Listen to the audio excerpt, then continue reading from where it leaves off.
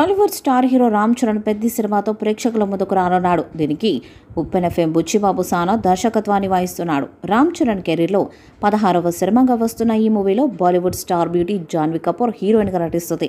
ప్రస్తుతం షూటింగ్ శరవేగంగా జరుపుకుంటున్న ఈ మూవీ నుంచి విడుదలైన first look posters, title poster, first short glimpse సినిమాపై మరింత క్యూరియాసిటీని పెంచేశాయి. ఇక ఈ సినిమాలో ఒక స్పెషల్ సాంగ్లో టాలీవుడ్ హాట్ బ్యూటీ పూజా హెగ్డే చరణ్తో కలిసి స్టెప్ లయనుందని టాక్ వినిపిస్తుంది.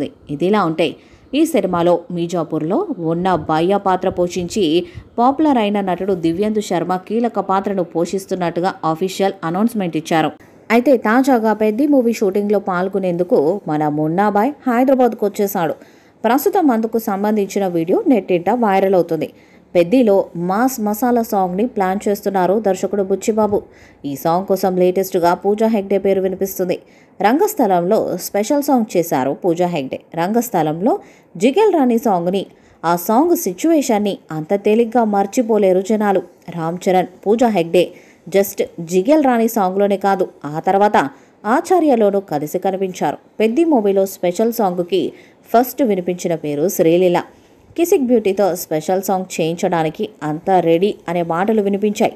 కానీ ఇప్పుడు పూజా హెగ్డే పేరు వినిపిస్తుంది.